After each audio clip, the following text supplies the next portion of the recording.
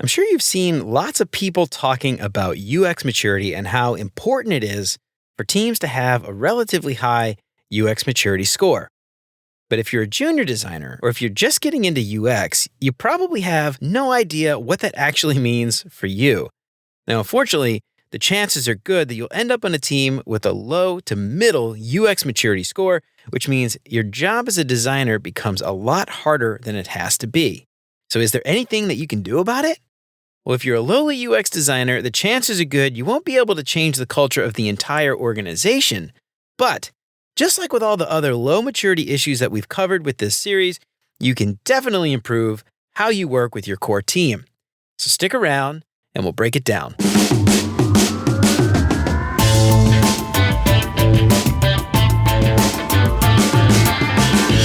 What's up, UX fam? How's your mom and them? Welcome to another episode of Beyond UX Design. I'm Jeremy. If you're new here, welcome to the show. I am super stoked to have you. And if you haven't done it already, please consider subscribing to the show wherever you listen to podcasts. And if you are a regular here and you feel like you're getting something out of the show, I would really appreciate you leaving a 5-star review. That'll help me out way more than you can imagine. And this week's audiobook recommendation is The Laws of Human Nature by Robert Greene. Now, this book explores human behavior and motives, and it does a deep dive into understanding people's drives and desires, the social dynamics of power and relationships, and the often unconscious elements of our decision-making processes. And by shedding some light on the complex forces that shape our actions, this book provides you with the tools that you need to better navigate personal and professional interactions, control your own behavior, and influence the people all around you. So head on over to beyonduxdesign.com/audible trial to start your free trial and download The Laws of Human Nature completely free and help support the show in the process. And as always, thanks so much to Chris, Siraquan, Stacy, Radu, Megan, Andrew, John, Mark, and Kevin for all their support. And if you want to join those fine folks and help keep the show independent and ad-free, you can become a patron for as little as $3 a month. That's less than $1 an episode. And if you do that, you'll get some sweet, sweet perks for your support. And of course, if you think the show is worth sharing, then I would love it if you told some friends. And for more information on how you can support the show and help more people find out about what we're doing here, make sure to check out beyonduxdesign.com/support. So welcome to the fourth and final installment of the From Chaos to Clarity series. So far, we have covered a ton of stuff. In episode 33, we kicked off the series and we talked about how UX professionals can get their job done working with low maturity product teams. In episode 35, we talked about thriving while working with low maturity engineering teams. In episode 37, we dug into balancing the fine line of managing stakeholder influence when stakeholders have an outsized role in how the product is built. And today, we're going to talk about UX maturity and what it means for you, especially as a designer without a ton of authority and influence over the larger team. So if you haven't listened to episodes 33, 35, and 37 yet, please go back and take a listen to those, because remember that even though we're talking about different teams within the larger software team having low maturity of one kind or another, at the end of the day, we're dealing with other humans. So some of those tactics are going to work across the board here. So go check those other episodes out wherever you get your podcast fix, or head on over to beyonduxdesign.com/chaos to clarity to check out the full series in one convenient spot. So today we're going to go over a few things. We're going to talk about what UX maturity is. We're going to dig into the Nielsen-Norman Group's UX maturity model and go over the results from their survey. We're going to talk about what low UX maturity means for you as a designer. And then we're going to go over some tips that you can try to improve how you and your team work together. So remember that there are maturity models for all kinds of things. There's the capability maturity model, the product management maturity model. There's maturity models for agile, for data, for DevOps, all kinds of things. And as UX designers, we obviously hear a lot about UX maturity because we're UX designers, but remember that there are tons of maturity models out there. And when it comes to UX, there's also a bunch of different maturity models. So I think the Nielsen-Norman Group model is probably the most popular. But Jared Spool has a maturity model, Envision has a maturity model, UX Matters has a maturity model. So just keep in mind that there are lots of maturity models and different levels and criteria around what makes a low UX maturity organization. But for today, I'm going to reference the Nielsen-Norman Group model because it's probably the most popular, and it's the one that you're going to find most people talking about online. So for simplicity, I'm going to reference this one, but remember that it's just one of several different maturity models floating around on the internet. So what is UX maturity? Well, UX maturity just describes how much or how little teams understand or value or implement various UX related work. So basically, how integrated things we would think of as UX activities are as the teams build and release software. And again, there are several models, but the one that I'm going to talk about today is the Nielsen-Norman Group model that Jacob Nielsen came up with back in 2006. So his scale has 6 stages. First is absent, where UX is just totally ignored, non-existent. There isn't anything to speak of. The next second level is limited, where UX work is rare. It might be done haphazardly. It could just be lacking importance completely. Nobody cares about it. The third level is emergent, where the UX work is functional, it's promising, but it's done still inconsistently or inefficiently.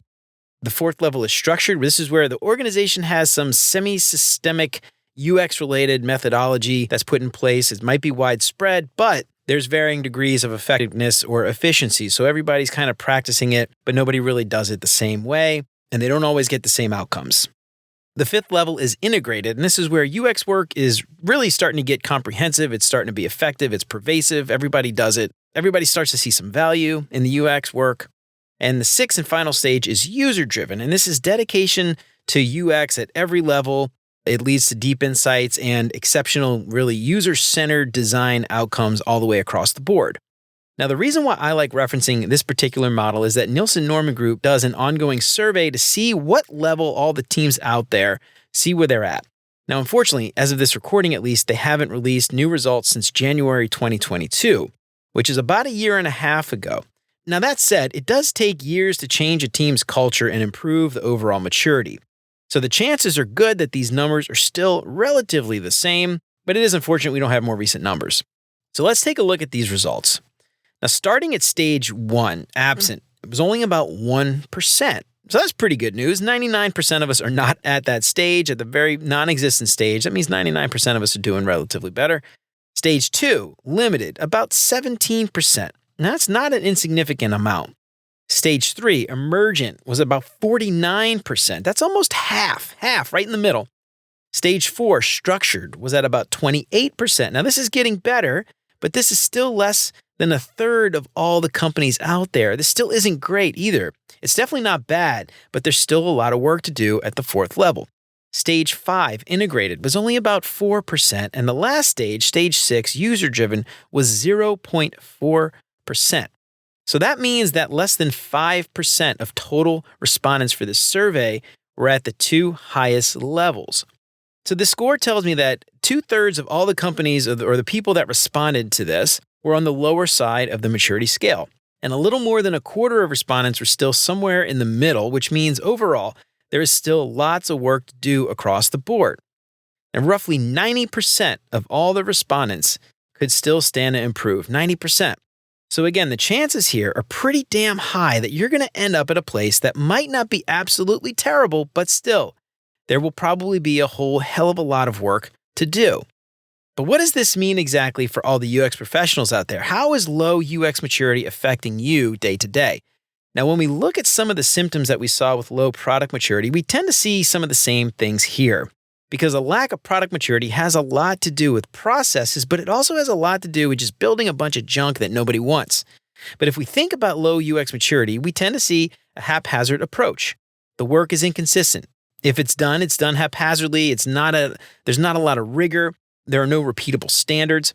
There might not be a UX function at all. If you're a UX designer, you may report to an engineering manager or product manager. If you have a UX function, it might have 1 or 2 champions, but it's not widely supported.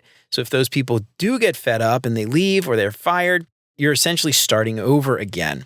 Or if UX is generally accepted by the larger team, there might not be a budget to support all the work. So resources might be spread thin. They may be overworked. And when it comes time for budgets to get cut, UX teams might be the first to go because no one at the top really sees the value. And if all the other stuff isn't happening, you may end up with just a general misunderstanding of what UX professionals do. So ironically, you may end up with money being wasted where people are just quote unquote supposed to have UX without a clear goal for what that actually means and what those teams should be doing. Now, this might not seem that bad at first, but imagine what happens next year when it comes time for budget discussions, but those teams can't prove the value because leadership wasn't using the teams in an effective way. So budgets are cut and you're back to square one. Now, these are all examples from Nielsen-Norman Group's maturity stages 2, 3, and 4. Now, if you're listening to this today, the chances are very good that you're part of that 90%, and you've probably seen a lot of these things that I just talked about firsthand. So what does this mean for UX professionals? Well, I think it's also important here to make a distinction between UX as a job function and UX as it was initially defined by Don Norman, which is really the experience that a user has with the company's goods or service. Now, remember that great software is a team effort, and improving the experience that a user has is more than just wireframes and visual design. Great software is a team effort, so the entire team plays a large role in the final product and the ultimate experience that a user has.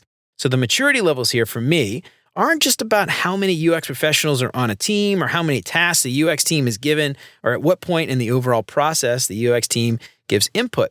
Remember that we can't reach a higher level of UX maturity until everybody that we work with understands that they also play a huge role in improving the experience that the user has at the end of the day. Now, one quick thing that I want to note here is that I really don't want to give the impression that low UX maturity is necessarily bad or evil. People on low UX maturity teams are not dumb. They don't hate UX or anything like that. There might be people out there that see this as a challenge that they want to take on. So it's possible that you can help improve these processes overall and actually end up with a decent career working within an org that never makes it past stages 3 or 4. It's not to say that great work can't be done at those stages. It just is a little bit more difficult. I just want everybody to remember that it's likely that you'll end up with a somewhat low UX maturity team. And this doesn't mean that it's the end of the world, and it doesn't mean that you have to quit. And again, remember that the tactics that we're going to go over today, it does not mean that it's your job to improve the entire company or organization. What we're trying to do with this series is really to just understand our team, understand what they're capable of, and see what we can do with our core team to make our job easier. So don't put the added stress of trying to improve absolutely everything for everybody on your shoulders. All right, so let's talk about these tips. Now, before we jump into some tips to improve how we work, I want to stress again that our goal here is not to improve how everyone everywhere works within the entire company or the organization. Our goal with this series is to improve how we work with our core team. If we end up improving things beyond our core team, that is awesome. But really, the goal here is just to make sure that we can do our job well, given the constraints that we're given. And the other thing I want to mention before we jump into the tips about UX maturity specifically is that we discussed a lot of things in this series so far that can also apply here. 2 of the big ones were assume positive intent and remember to build empathy for your team. If you understand what the rest of the team cares about, you'll have a much easier time selling them on what you want to do when you turn it back to what they value. So remember to check out those other episodes in the series and see how many of those tips will also apply to you here. All right, first up, pick your battles. A lot of young designers tend to think that they have all the answers. They think stakeholders or product managers or whoever should just listen to them because they're the designers and they know best, and they'd be crazy not to listen to the UX designer. Now, the truth is that a lot of times, especially on low UX maturity teams, not a lot of people are going to agree with that. They're not going to think that way. So you're going to get a ton of pushback, and this is going to be super frustrating. And it's going to be very important to pick your battles here. Understand what you can win and what you can't win. Our goal is not to create a UX utopia at work. It's to simply improve what we can improve, and sometimes that means we won't be able to improve everything. So make sure that you understand what you will or won't be able to change, and do your best to not stress out over the things that you won't be able to control. I know that that's very difficult. Now, there also might be other things that you need people to help with. Now, one of the things that I've learned through my long, illustrious career is that you can't build great products without great relationships. Relationships are critical. And this is the key to everything that we need to do to improve how we work with our core team. We're going to have a lot of really hard conversations over the course of our work. And relationships will make having those hard conversations a little bit easier. And obviously, trying to improve how we work with our team is going to require some really hard conversations, especially if people don't agree with us. Now, one of the best ways that we can work to improve how our teams work is to try to build allies. And there are going to be some people who won't want to change how they work, but there are going to be some people on our team who are probably going to be happy or willing to help. Now, the best way to do this is to try to establish one-on-ones, regular one-on-ones with the key stakeholders on your team. And these are going to be people who can help start doing some of that work that you want to be able to do.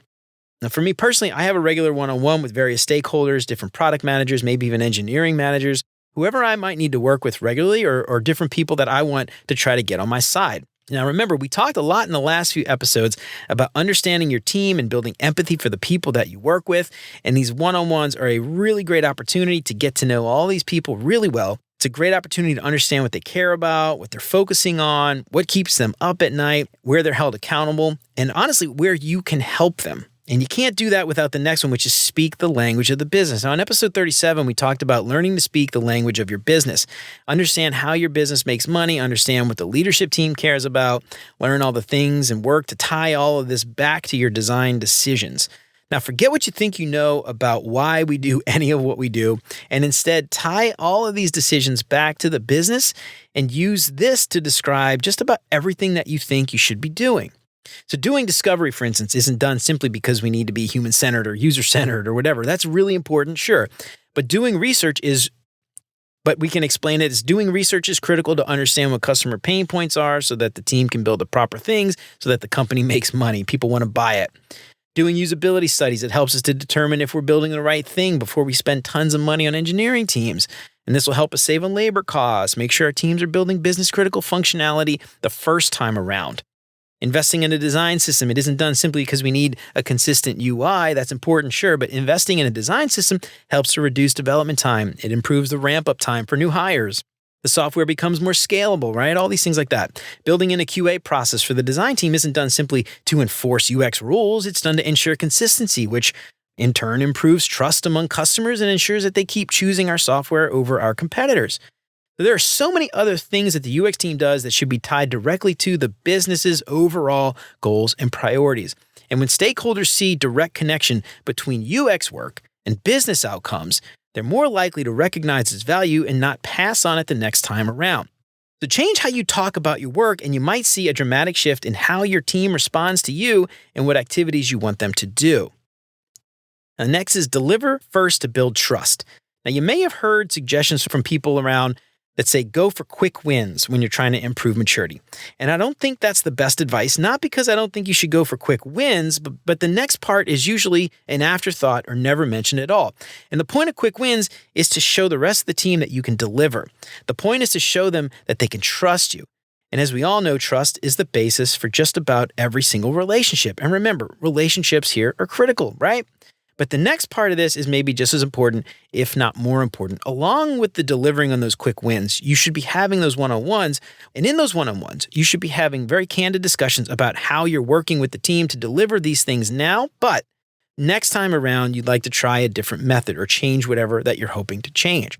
It's not about continuously delivering quick wins forever. It's about building trust and working to improve how we work in the future so that next time we don't have to do these quick wins every time. Now, one other thing that I want to mention about quick wins is something Dr. David Leitner highlighted on LinkedIn this past week. Be careful with quick wins because sometimes quick wins can actually be pretty harmful in the long run. So a quick win isn't always quick. It just means that it's the highest value, lowest effort thing that we can do right now. It shouldn't be, at least, a Band-Aid for a larger problem because that Band-Aid might actually hurt quite a bit when we try to pull it off later. And if we're talking about building trust, going along with whatever someone else says might actually kill the trust in the long run if you were in a position to influence a better decision earlier. So keep that advice from Dr. D in mind here when you think about quick wins. Make sure that those quick wins will actually improve your position, not hurt you in the long run. All right, next is establish metrics and outcomes to prove the value. Now, not getting to do the work is one thing, but really what you're hoping for is to establish yourself as the authority on UX within the team. And the best way to do that is to prove that it's actually valuable with evidence and to make it repeatable for next time. So as you're working to improve the process, you no doubt have outcomes or something that you want to try to achieve here. Now, figure out what those metrics are and start tracking towards that outcome. And if you can prove that your methods are working and they're actually improving things, you're going to be more likely to convince everybody else to continue those activities the next time around. Now, remember that metrics and KPIs don't have to be something that you're tracking digitally. It could be something that you're keeping track of yourself on a spreadsheet or something as you go. So if you don't have access to code to add analytics software or something like that, there are other ways to track your success. And next up is involve the team in UX activities. Now, while you're doing your regular UX activities, I think it really helps to bring the team along and let them see firsthand how you work. Let them peek behind the curtain to get more understanding of how you work. I had a colleague a long time ago that used to joke about UX teams having boxes of crayons and silly things like that. And part of his problem was he had no idea what we actually did, so he didn't value what we did. He didn't value what we were doing. He thought we were just drawing pretty pictures all day. Now, there's a psychological concept called the IKEA effect, where we tend to value the things that we had a hand in creating ourselves more than others. And I think that definitely applies here to the rest of the team. So if you bring people like this along for research, try to get them to see pain points firsthand, or you get them to see the scientific approach to the things that we do, I think it adds a lot of credibility. And they get to see how you synthesize and report out, right? We're not just giving wild opinions. We're basing our suggestions on evidence. And what you're doing here is you're building UX literacy within the team, which means they're starting to get it. And ultimately, you'll eventually get less pushback or no pushback at all. Now, next is make your work visible. Now, sometimes you can't involve the rest of the team, or they weren't able to make it, or maybe it just doesn't make sense to include the team for one reason or another. That's fine. But make sure that you're not working alone in a silo or working in a corner without letting the rest of the team in on what you're doing. Because remember that we need them to see the value in what we deliver. When we're transparent, we can help the team understand the work that goes into what we do and why it's valuable. It's not just about the final design, it's about the rigor, the often scientific approach, the methodologies, the principles, and ultimately, all the insights and how those help the team make a more informed decision, or how improving the user or customer experience guarantees a successful product in the longer term.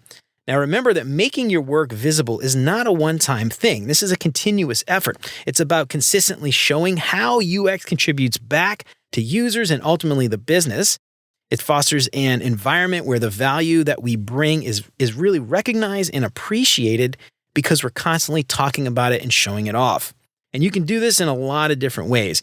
It could be posting about your work on Slack or maybe Yammer if you have it, something like that. It could be emails to certain groups when there's an important milestone met or when a KPI or outcome is met. There are all kinds of creative ways that you can show off your work so that the team can see it.